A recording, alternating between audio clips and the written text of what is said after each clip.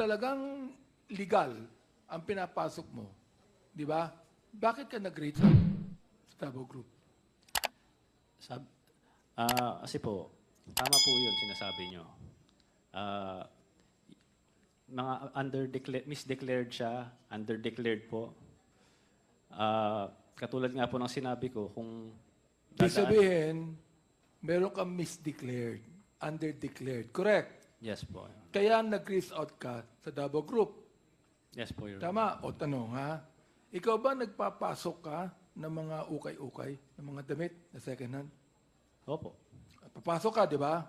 O, Major Kaskolan, bawal yan. Yes, sir. Bawal yan, di ba? Yes, Your Honor. Pero nakakapasok. Yes, Your Honor. Anong ginagawa nyo? Anong ginagawa nyo? Actually, Your Honor, we apprehend these shipments, but there are so many ways, Your Honor, of hiding this. Ang daming, Yes, Your ang Honor. daming ukay-ukay dito sa Metro Manila. Bawal ipasok yan. Very true, Your Honor. Sandali lang. Merong directive ang WHO sapagkat health hazard yan. Very true, Your Honor. Ngayon, And ano itong tanong ko, ha? Bakit nakakapasok sa customs yan? Ha? Sir. Pagkatapos mo sagutin yan, Yes, sir. I want the attorney from customs to answer me on that. Sir, actually, the okay that's coming in. Okay lang ang puso ko. Yes, sir. Comes Malakas ang puso ko. Yes, sir. So it comes from many ports. It's not only the ports in Manila, but also ports in Mindanao and the Visayas. Salamat. Salamat. You've been honest with me. Ang tanong ko ganito, with indulgence of Congressman Sia, bakit nakakapasok yung ganong illegal? Bakit? Bakit hindi nyo nakikita? Bakit nakatakip ang mga mata ng customs officials? First of all, Your Honor, okay can be declared as bed sheets, used bed sheets, used shoes. What is prohibited, Your Honor, is used clothing. Major So Kaskolan, and- that can be declared, but you know for a fact that they are not new. Yes, Your Honor. But If you go to every store that has ukay-ukay, you know for a fact that there are no bed sheets there. There is nothing new. What Yes. I'm saying right now is this. Ito ha. O, binanggit na ni Mark Taguba, umami na siya. Umami na siya kasi tinanong kanina ni sino yun? Na kung ano ang laman ng container eh. Di ba? Sinabi mo kanina, Mark, na ito ay mga, anong sabi mo kanina? Mga general merchandise. General merchandise. Ngayon, inamin mo na nagpapasok ka ng mga ukay-ukay. Correct? Yes po. Okay. Ilang container ang pinapasok mo ukay-ukay? Yun po, hindi ko po alam kung pwede nilang ipasok yan kahit saang container doon. Right. Sinong nagbubukas ng container?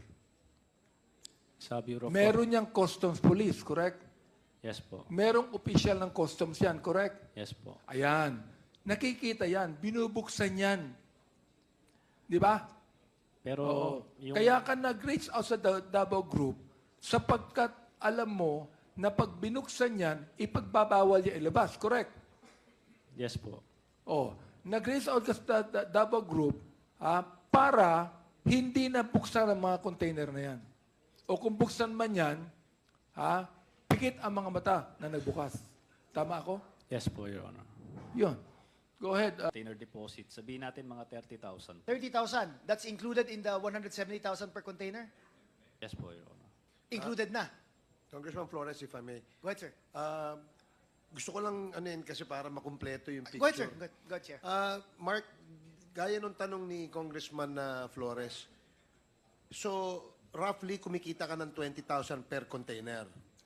Yes po, Your Honor. So, halimbawa, sa isang linggo may 100 container ka, meron kang more or less 2 milyon sa isang linggo. Hindi naman po sila palaging nagbabayad agad. So, yung iba utang.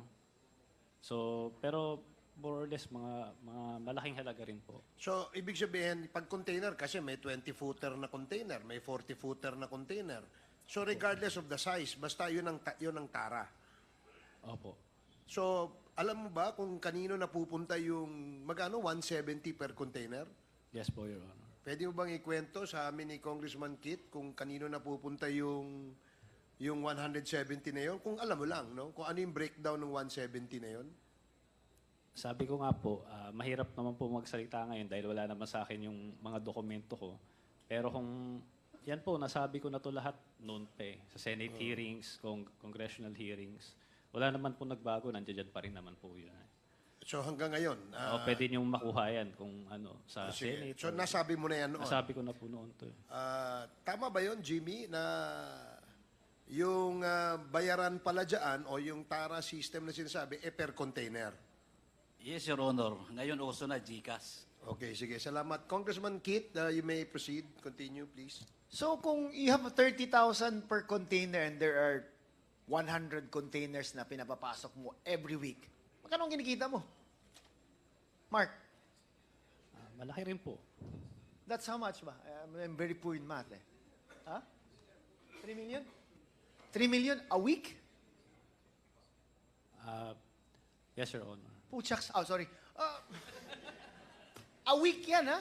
Your Honor, hindi lagi dahil po, yung mga Chinese po, hindi naman po talaga sila kaagad nagbabayad. O sige, if you compare yourself to the other mga yung nagpapapasok ng containers, small time ka ba, big time, or medium? Wala, small time lang po. Small ako. time ka lang. So may ibang mas nagpapapasok pa ng mas malaking number of containers kaysa sa'yo? Opo. Every week? Meron po, marami po. With the indulgence, Mr. Chair, of Congressman Kit Flores, gusto lang, in relation to what you're saying, yung 170 na binabayaran mo, Mark, yun ay talagang walang resibo yon na anuman. Walang kinukuha sa yung resibo anuman. Hindi ka binibigyan ng resibo, whatever it is. O magkano niliresibuhan doon? Sa Tara po ba ito? Sa Tara meron. Sa Tara po ba ang sinasabi ninyo? Hindi, yung 170 binabayaran mo. Meron po. Kaya nga po, sabi ko po noon pa ito sa Senate. Okay, magkano yung niresibuhan doon?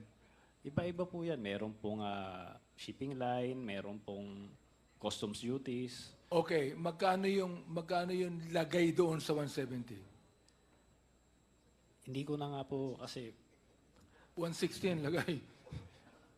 Hindi ko na nga po kasi pero lahat po yan. Pero nasa palagay ko, pinag- meron kang journal na tinatago sa sarili mo na nakalagay doon yung presyo ng binigay mo. Correct?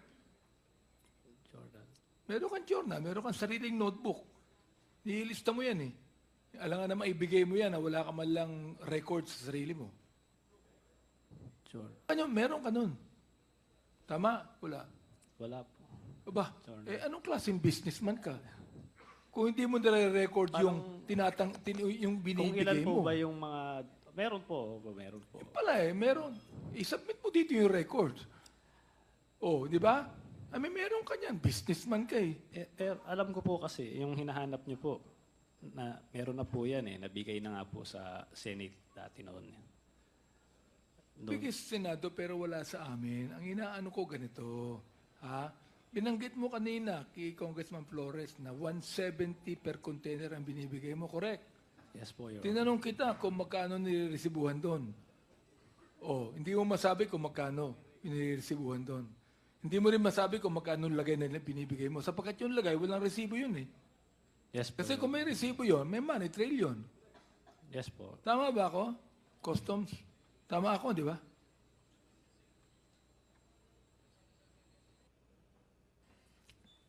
Mr. Chair, regarding the money trail, Your Honor, or O, hindi. Tama ako na kung may lagay doon, walang resibo yun. Sapat kung mayroong resibo, may money trail na makikita sa inyo. Hindi naman pwedeng resibuhan yan na resibo ng gobyerno eh. Correct? I'm sorry, Your Honor, but I have no personal knowledge of the... Hindi ko sinasabi yung may personal knowledge kang. Sinasabi ko lang kung yan ang nangyayari yan sa customs. Kung naman nagtatago ka pa na kung ano-ano eh. Ilang taon ka na sa customs? Your Honor, Ilang taon ka na sa customs? about 5 years, Your Honor. Wala kang alam?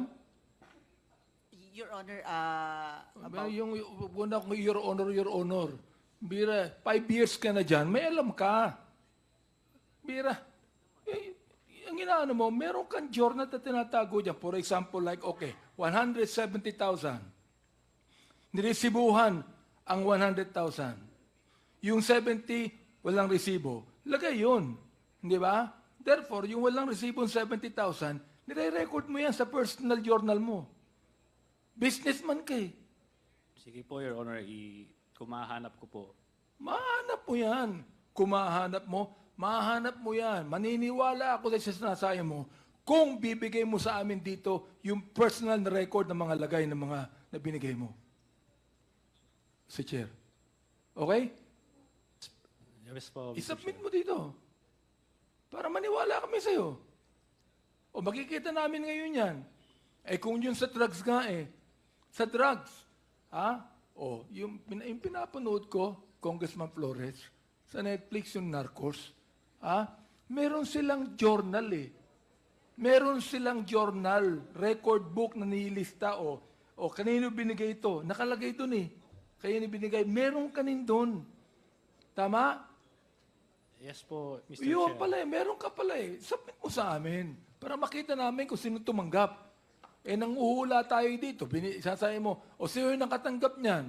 O manguhula tayo dito, hindi mo masabi. Bigay mo sa amin yung listahan. May listahan ka eh.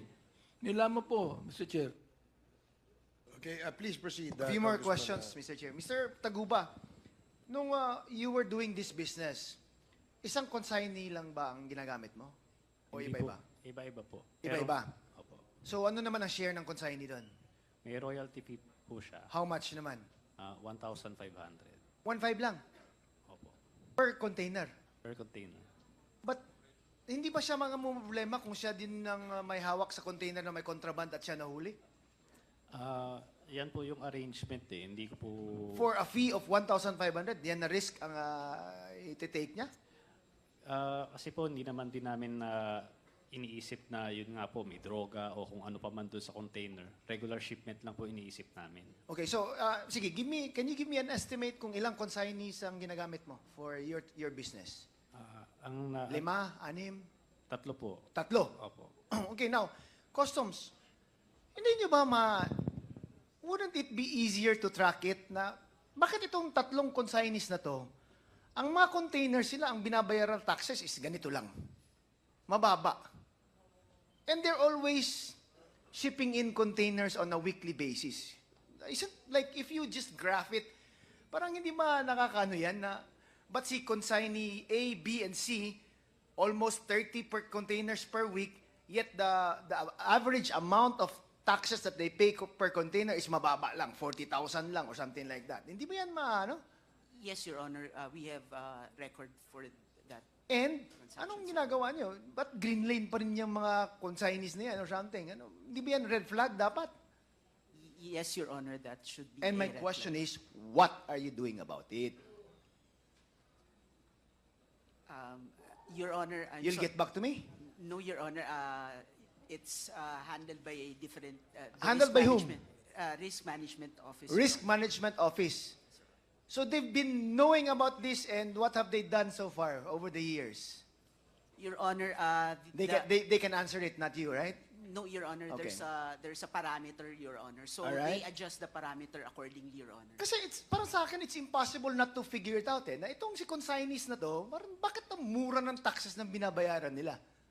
Di ba? Ba't palaging may containers na pumapasok, yet always cheap lang yung taxes that they're paying?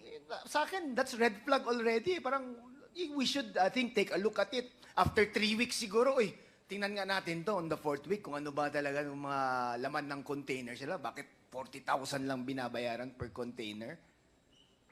And that's in just 3 weeks. We've been here for years. Walang nangyayaring ganun. Ano bang nangyayari dyan sa customs, Attorney Buko? As I've mentioned, Your Honor, there is a group who is in charge of that, Your Honor. All right. Sige. Thank you. Thank you, Mr. Chair. Mr. Chair, Thank you, Congressman Flores. Mr. Yes, Chair. Congressman Abante. meron po po tayo itong customs police? Meron ba? I believe we did not invite a representative from the Customs Police. I would like to make a motion that the hearing we had, that we should invite the Customs Police. We do, yun, meron pala. Ayun pala, meron pala eh. Can you please come forward and identify yourself, sir?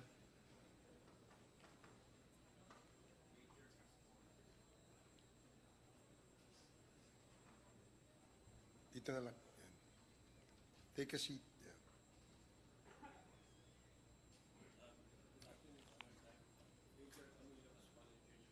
Of the enforcement and security. Sir. Have you taken your oath? Yes, Your Honor. Camilo Cascolan. Yes, sir. How are you Pwede related po ba to ako the magtanong? the late General Cascolan? Sir, is my younger brother, sir. Ah. Okay, sige. So, Uh, Congressman Benny just would like to ask the question, ano ang tungkulin nyo dito sa pinag-uusapan natin? So the function of the ESS actually is to prevent smuggling. Prevent what? Prevent smuggling. Smuggling. Prevent corruption, correct? Yeah, as a consequence, Your Honor, prevent Prevent yung corruption. lagay, correct? Again, Your Honor, Prevent yung lagay. Corruption yun eh. yes, Your Honor. Ilan taon ka na sa customs? Sir, I'm 38 years in the service, Your Honor. In customs? Yes, sir. 38 in customs. Yes. So alam mo lahat ang nangyayari dyan. If you do not answer us right, I am going to file a resolution to investigate the Bureau of Customs. Right? I will try my best to answer all your questions, Your Honor. Mr. Chair, go ahead. Okay, sige. Thank you, Congressman Abante. The Hindi siya minadali. Ibig sabihin, hindi siya nakalabas agad-agad. Hindi po, pero naka-green lane po siya. Naka-green lane. Opo. Okay. Anytime po doon, kung talagang merong balak silang anuhin yon, pwede nila i-red Ilang lane. weeks ba bago nailabas ninyo itong shipment na to? Yung kay Kenneth Dong na yung pala meron lamang droga. Ilang weeks o ilang months? Kundi ako Despite the fact na naka-green lane siya. alam ko po kasi na baba na siya May 17 pa lang, nasa port na siya. Okay. So, na-deliver siya May 24 na, So mga 1 week. mga 1 week po. So yung regular na processing for the green lane. Ang green lane po, kung mamadaliin siya, mga 2-3 oras, mailalabas mo na yung container. Oh, sige, okay. So May 15, may sabi mo, may mga fees na, processing fees, tapos hindi pa nailabas. May manifest na sa barko. Ibig sabihin, nandiyan na siya. Okay. Hindi pa lang siya, parating na siya sa port. Okay. So doon pa lang, ginagawa yun para si BOC, kung tingin niyang may problema, pwede na niyang i-red lane. Pwede na niyang i-alert.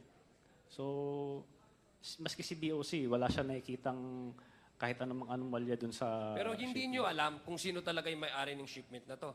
Hindi po. Hindi nyo alam. Hindi po. So, ikaw yung naghanap ng consignee, tama ba? Yun ba yung pagkaintindi ko? Opo. So, nag-inquire siya sa akin. Siyempre, tatanungin din niya dahil nga po si Hong Fei, hindi naman po siya accredited dito. Okay. Kailangan niya ng consignee for hire. So, yung pay, yan ang tunay na may-ari? Opo. Yung shipment Based na yun? dun sa, opo, kasi para malaman nyo rin po, yung proseso dun naman sa China, pagka mag-e-export siya, siya kasi naglo-load ng mga gamit eh. So, pupunta siya sa container depot ng shipping lines, siya mag-aasikaso nun, dadali niya sa warehouse, siya yung maglo-load, siya yung mag-i-stuff ng mga gamit. Now, I'll ask you, kasi yung, very important sa akin, Mr. Chair, yung timeline eh. Kasi I think the reason why you approach the Davao Group, it's because for you, 1 week is too long for a green lane shipment. Tama ba? Yes po. Okay. So, nung within 1 week, ito yung rason kung bakit mo in-approach ang Davao Group. Tama ba? Para malabas ba? Gusto ko lang namin maintindihan. Hindi po, itong particular na shipment na ito, kaya naman siya nailabas ng, dahil hindi po siya rush eh. Okay. Ang container, ang truck ko lang po noon, 8 lang po eh. So, kung hindi naman siya rush, di gagamitin ko siya sa ibang kliyente ko na nagra-rush ng shipment. Yun na lang ilalabas ko muna. Kaya nga, gusto ko lang kasi maintindihan, no? Sabi ko nga, gusto kong tayihin yung senaryo, no? Sa case mo ngayon. Ang sinabi mo, kaya nga, given na yon, nag-enroll ka, etc., nag-ano ka, di ba? And then later on, you did not know that the shipment, kasi nakapasok ka na sa kanila eh. That's the first scenario that happened. And the transaction there was successful according to you, no? Now, here we are now. Di ba? So, pumunta ka seeking the assistance of the same group for this shipment to be released. Tama ba? Opo, lahat po ng shipment. Lahat ng shipment. In the particular shipment, itong may laman na shabu. Opo. Tama ba? Pero yun nga po, sinasabi ko po, hindi ko po alam yung tungkol dyan sa shabu na yan. Aha. So, ang alam ko lang po is general merchandise yan. So, pag nung 24 na i-deliver namin, nagkaroon ng raid sa Valenzuela, 26. Doon ko lang po nalaman na meron palang metal cylinder. Okay. So, I'll go to Mr. Jimmy Guban. Mr. Jimmy Guban, is this the same shipment na sinasabi na pag-aari nung Davao Group o pag-aari ni... Hindi. Tama ba? Your Honor, sila ho ang nagpoprotekta. Ah, okay. So, Your Honor, kasi dadagdagan ko lang yung kay Mr. Mark Taguba. Yes, please. Sa port of origin po, doon sa port of loading, may mga consolidator. Well, I will tell you frankly, that is the job of Michael Yang. He Okay, is Michael one among Yang. the biggest consolidator sa China. Wait lang. The same Michael Yang that was shown in the matrix of PIDEA. Yes, Your Honor. Okay. If I may, Yes, Congressman please. Adjong. Yes, no? please. Jimmy, kasi medyo seryoso yung aligasyon na yan. No? Anong basihan natin para sabihin mo na si Michael Yang ang consolidator? Para lang sa kaalaman namin lahat. Kasi madaling magpangalan eh. Your Honor, I have testified already. One among my shipments, according sa galing yun sa kanila. Siya lang ang nag-consolidate sa China. The same also, Your Honors, na mga nawawala na containers. Iwan information po ito, Your Honor, na sila ang nagko-consolidate sa China, nawawala sa Port of Manila, nawawala sa Port ng Taguluan. Sino nagsabi sa'yo na si Michael Yang ang consolidator? Your Honor, may testimony already dahil kaya sa akin... I know. Kahit si may Mr. testimonya ka, iba ngayon. Sabihin mo sa amin, sino? Si Mr. Henry Tan, Your Honor, at saka si Mr. Abiliera kung bakit nila ako in-invite. So si Mr. Henry Tan ang nagsabi sa'yo na si Michael Yang ang nagko-consolidate. Yes, Your Honor. And who is this Mr. Henry Tan? One among also the financer, importer, Filipino-Chinese? Filipino-Chinese, Your Honor. Nandyan siya sa customs? Negosyante yun, Your Honor. Negosyante. Anong negosyo niya? The same din, Your Honor. Nagpaparating din ng mga kargamento before. So, General merchandise din. Yes, general merchandise. So, na hinihingi niya rin po ng clearance. Meron ka bang report na ginawa sa Bureau of Customs sa pagiging intel operative mo noon na i-red flag yang Henry Tan na yan? Your Honor, I have submitted reports ng isang malaking bodega sa Giginto, Bulacan. Who owns the bodega? Marami po yan, Your Honor. One among them is the Okay. consolidator galing kay Michael Yang. Yan po Sige. yung... Yung Henry Tan, anong report mo sa Bureau of Customs about Mr. Henry Tan? Meron ka bang ginawang report? Yes, Your Honor. And what does the report say? The same, Your Honor. Practicing general merchandise. So, Yun ang mga para deklarasyon siyang nila. Mark Taguba rin. Yes, Your Honor. So, kaya nga, sinabi mo ba doon sa report mo na si Henry Tan ang nagsabi sa iyo na si Michael Yang ang consolidator nitong mga goods na ito from the port of origin? Yes, Your Honor. That is also included in my affidavit in this Quadcom, Your Honor. Okay, sige. Thank you, Congressman Adjong. Please continue. Mr. Chair, have we invited Henry Tan here? We actually did, but we don't know kung sino yung where to find this. Perhaps Mr. Major Cascolan would know. Kilala mo ba si Mr. Henry Tan? No, sir. So you have no idea who Henry Tan is? No, sir. So si Jimmy, alam mo ba saan ang opisina niya? Saan ang Your ano Honor, I niya? give already the former address that I knew sa Binondo. So yung dati niyang address that you know, ibinigay mo na sa, can you check nga, COMSEC? Yes, Your Honor. And ask the assistance of the PNP to locate this Mr. Henry Tan. There's another name he mentioned, Mr. Chair. Sino pa yung isa? Maliban Yang. kay Henry Tan, meron ka pa mention na pangalan eh. Michael Yang. Your Honor, si Small Boy Abiliera. Oh, Small Boy Abellera. Si Small, oh. Would like to also, Mr. Chair, direct the COMSEC to try to contact Mr. Abellera. The Councilor Abilera was here last time. He attended this hearing. And we will again invite him in the next Quadcom hearing. Sige, please continue. Thank you. Congressman Joe. Thank you, Mr. Chair. So, balikan ko lang. Alam ko, parati ito tinatanong sa iyo, Mr. Mark Taguban. No? Balikan ko lang si Mark. Mamaya tatanungin kita, Mr. Jimmy Guban. Mark, so, nag-usap kayo ni Kenneth. And then, paano napunta yung usapan nyo to a point na nagte-textan na kayo ng certain nanny at saka di ba? Parang ganun yung Can you please supply the events and the information kasi gusto kong malaman how did you arrive into deciding na kailangan mong i-tap again your Davao connection in order for your shipment to be released the soonest possible time. So after Kenneth Gudong, saan ka pumunta? Sinong tinext mo? Hindi po, lahat po ng shipment talaga, nagbibigay ako sa Davao Group. Okay, so, sige. kasama tong shipment na ito. Okay, so ibig sabihin, kasama na yung shipment na yun kaya Opo. nagbibigay ka. Okay. May na-mention ka na mga pangalan kanina. No? Sabi mo, pumunta ka ng Davao, tama ba? Yes po. Nagkaroon ba kayo ng meeting with all of these personalities that you mentioned? Sino yun? Si Nani? Can you yung mga Davao group na sinasabi mo? Si Tita Nani po, si Jack, si Jojo, si Noel, si Big Brother, si Big Small. Brother is yung si Councilor, sino yun? Abiliana? Hindi po, si Gerald Capuyan po yun. Allen Okay, Capuyan. okay. Tapos si Small yan. Tama ba? Yan po.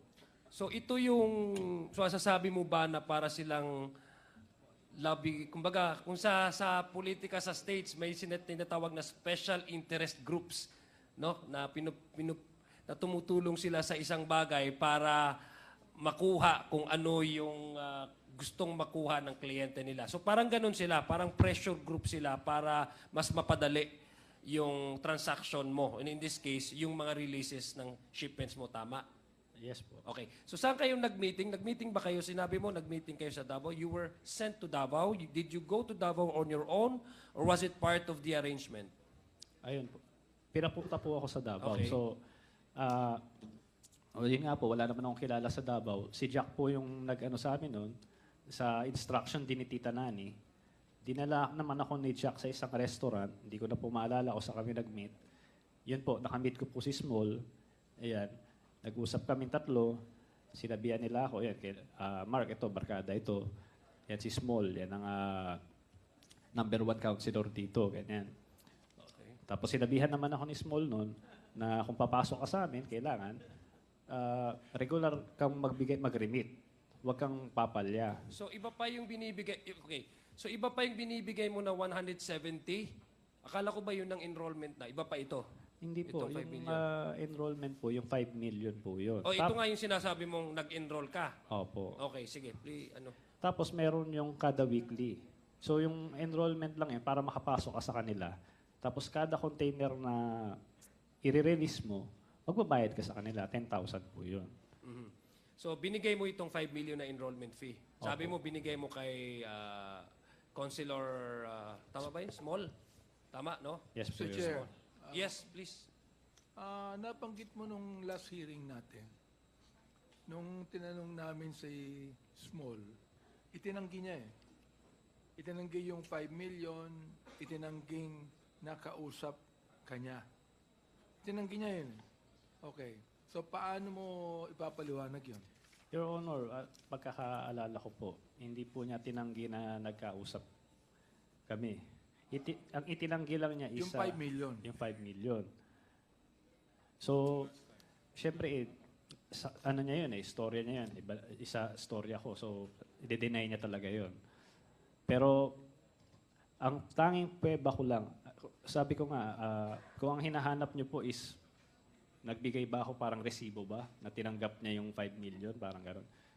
Tingin ko wala naman pong gagawa ng gano'n eh. So, ang tanging puweba Pero ko lang... meron ka record noon, sarili mo.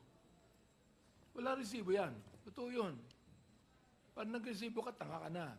Pero ang natanong ko, meron kang tinatago na personal na journal dyan na itong Isbol Abiliera tumanggap na 5 milyon. Meron kang tinatago dyan, di ba? Yun ang ipakita mo sa amin.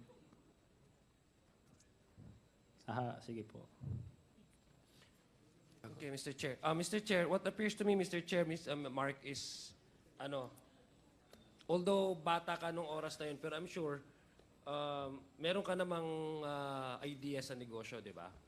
If somebody asks you for a 5 million pesos as an enrollment fee, you wouldn't give it that easily, no? Without knowing kung ano yung kapalit, di ba? Yes po. Okay. So what made you decide na itong 5 million ko ay guaranteed na yung protection at saka yung yung mga request ko ay may bibigay sa akin o makukuha ko? What makes you what made you feel safe that that's an investment eh. Kung akong tatanungin mo, I'm not a businessman, but that's an investment on your part. You've given 5 million enrollment fee.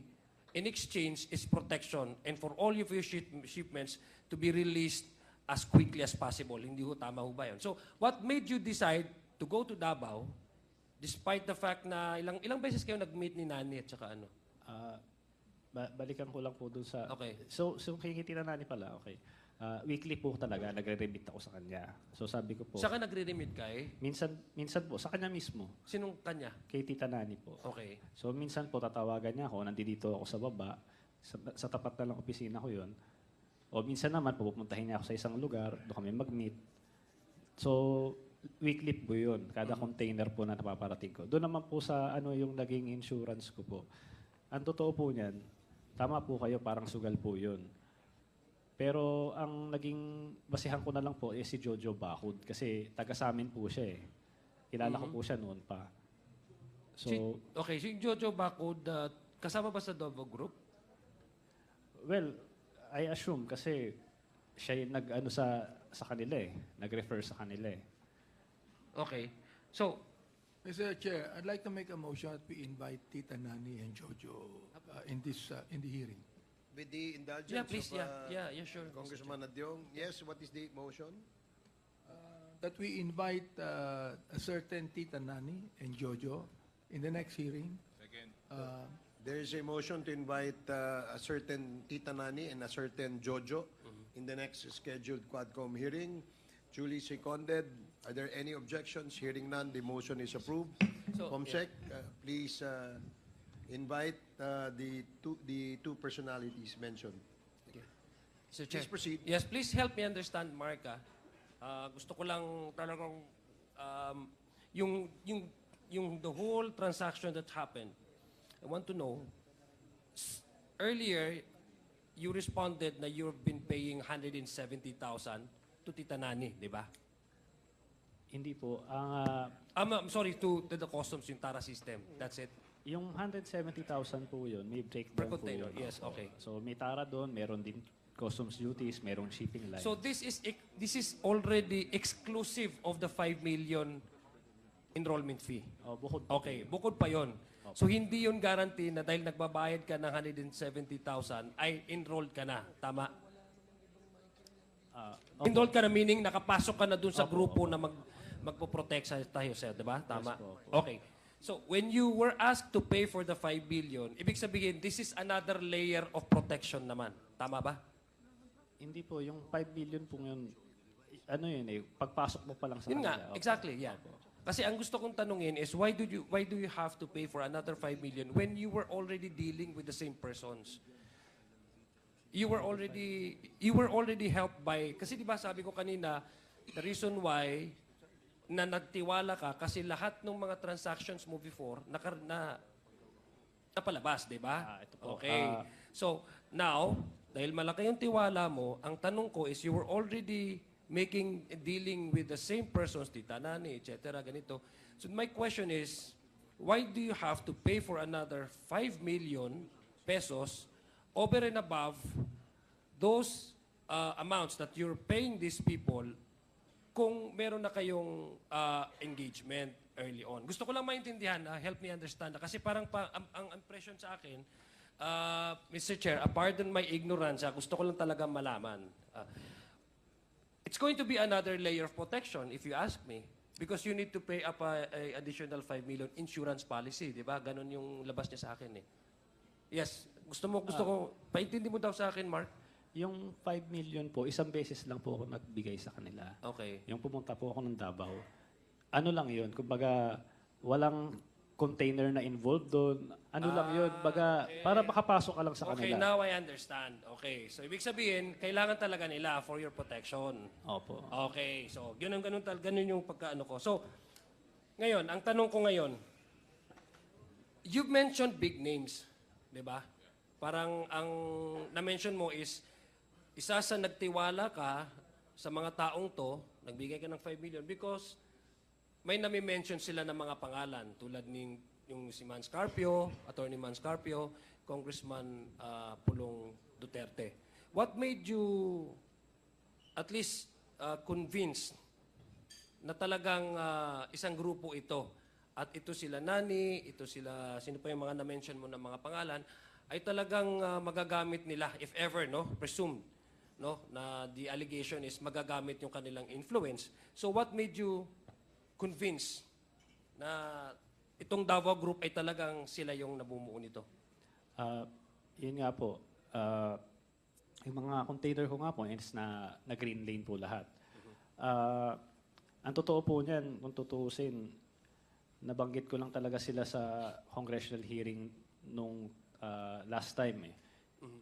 At yun nga po, dahil yun po yung pakiramdam ko na kung bakit nagkaroon ng kamalas-malasan itong buhay ko. Hindi ko po talaga balak na sabihin yung mga pangalan nila ng mga panahon na yun. Marami pong congressman noon na marami nagtatanong, talagang hindi ko po ako handa. So bigla akong nabanggit yun. At yun nga, ako talaga wala naman akong pakialam kung sino man. Nabanggit mo kasi sinasabi sa'yo. Opo. I mean, sinasabi nung mga kaano mo. Opo, yun po. Gusto kong saklaruhin na wala naman po talaga akong pakialam kung sino man talaga yung nasa tuktok niya na nagmamaniobra sa Bureau of Customs kung sino pa yan. At ang nagsasabi naman yan sila. Nakita niya naman yung mga text messages. So wala rin naman akong dahilan para siraan itong mga taong ito, sila Paulo Duterte, Man Scarpio. Hindi, naniniwala naman ako sa'yo. Kasi ako naniniwala ako sa'yo na ang gusto mo lang, punto de vista mo is mapaganda yung negosyo mo. And I believe you on that.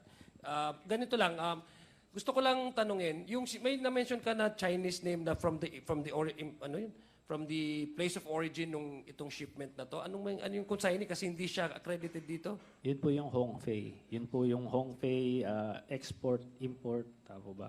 How is this connected with Michael Yang? Because I've mentioned somewhere the name Michael Yang. I'm sorry, I've heard about Michael Yang. Was it you, Jimmy Guban, or ikaw ba, Mark? Siya po yata. Okay, sige. Gusto ko lang maintindihan.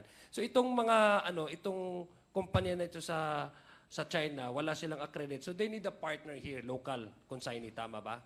Yeah po. Doon po Okay. pumapasok. How many times is this company in China been sending shipments to the Philippines and needed more local consignees? Would you know?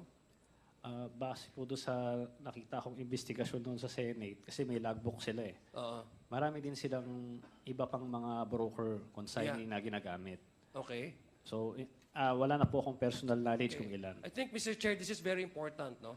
Kasi if what Mark Taguba is telling us is true, na itong, pakiulat nga, yung company na yon, yung Chinese Hongfei company. po. Hongfei. Hongfei. Now, if this is true, kasi sa kanila galing yung shipment, di ba? Tapos kumuha lang si Mark ng local consignee kasi hindi nga sila accredited sa customs. So they cannot actually do business here in the country. They cannot export. So somebody has to claim ownership over these shipments. If that is true, then I believe we need to go back to how many times has this company been sending shipments? And what are the consignees? Kasi baka naman up to now, hindi natin alam, baka pumapasok pa itong mga ito, di ba? Itong company na ito. So, may I request, Mr. Chair, I believe we have our partner here at the Bureau of Customs. Maybe we can request for that data, no? Para po malaman namin kung paano. Yung shipment na, kasi I'm sure you also have a data with, kung ano yung local consignee, yung shipment, place of origin, yung shipment nitong kumpanya na to, at saka yung mga consignees na nag-claim ng ownership, no, doon sa mga shipment na to. Maybe we can that can help us probably, Mr. Chair. So, Attorney yes. Buko, Can can you we- provide the yes. committee data on Hongfei, no? Hongfei ba yan? Hongfei, yeah. Hongfei, yung Okay. Mr. Richard Chen. Yes po, Your Honor. So yung owner ng Hongfei is Mr. Richard Chen, or ang Chinese name niya is Chen Julong. Tama, no? Yes po, Your Honor. So I'm sure he has a lot of importations in the past, o baka hanggang ngayon meron pa yan. So pakibigyan ng datos ang committee ito. Gusto nating tulungan. Yes, please. Attorney. Yes, Mr. Chair, we will provide the Sige, maraming salamat. Because we want to help out also customs on how to surveillance and protect our borders from the entry of these contrabands. No, we want to help them out because what I see, Mr. Chair, based on the testimony of Mark Taguba, we're dealing with transnational crimes. Yes. Yung drugs, transnational to. Hindi lang ho ito nagkukuha lang sila ng mga partners nila dito sa Pilipinas para lang may pasok yung kanilang shipment. We're talking about how many tons of shabu, 'di ba? It's so shocking to me, Mr. Chair, and it's mind-boggling because the time that 6.7 tons of shabu was smuggled in the country during the time when the Philippines was declared a war against drugs. So parang napaka-ironic kung kailan pinapatay yung mga tao sa daan, tsaka pumasok yung ang laking tonelada ng shabu. So we are looking at transnational crimes here, Mr. Chair. So we want to help out also Customs, our partner agency in the Customs. For my last, I think last two questions lang po, Mr. Chair. Sige, last two questions, Mark? Congressman Madjo. 1 year kang nagnegosyo. I mean, sabi mo 2017, 2018, di ba? Yes po, Your Honor. Okay. So ibig sabihin, sa palagay mo ba itong Davao Group na to, nandyan na ba sila? Matagal na? Before your entry? Wala po akong Okay, wala kang personal idea. So knowledge. maybe I'll ask Jimmy Guban. Jimmy, narinig mo naman yung testimony ni no? Yes, Your Honor. Yung mga sagot ni Mark Taguba. By the way, Yes, Your Honor. magkakilala ba kayo ni Mark before itong mga kasong to at yung nangyari? Yes, Your Honor. Magkakilala na kayo? Yes, Your Honor. Pero have you ever done, business or transaction together? Nakikita ko siya, Your Honor, sa office ng CIS. Oh, pero hindi mo siya kilala like personal na pare, may papasok or wala. Wala kaming usapan po na ganyan kasi yung tatay niya used to be a former customs, Your Honor. Okay, so ano yung masasabi mo doon sa sinasabi niyang Davao Group? That is correct, Your Honor, from the start of 2016. In fact, even yung positioning sa Bureau, nanggagaling sa Davao Group. Okay. So, kaya si Mark ay nag-enroll sa Davao Group para mabilis ang facilitation ng kargamento nila. So, yung 40,000 na sinasabi niya, yun yung may resibo lang na pumapasok sa customs. Maybe 10,000 or 15,000 sa shipping line. Then the rest of that, ay doon na yun sa grupo ng Davao Group. Okay. So, regardless na po yun kung anong klaseng kargamento ang papasok, which is kaya nag-proliferate ang illegal drugs, pati na ho agricultural products, ang dami po noon. Kasi hindi ho kontrolado ng custom officials ang Bureau of Customs. It's the Davao Group that was controlling during that time. Okay. Congressman Yes, Adjong, please, I saw Major Cascola nodding his head. Does that mean that you are confirming what Jimmy Guban is saying? Yes, Your Honor. So alam niyo yung ganong sistema o kalakaran sa loob ng customs? Sir, it has always been the system, Your Honor. Okay, would you be able to name people who are behind these kinds of system? Unfortunately, Your Honor, I've been assigned to the Port of Iloilo for 7 years before I was transferred just this October of 2024.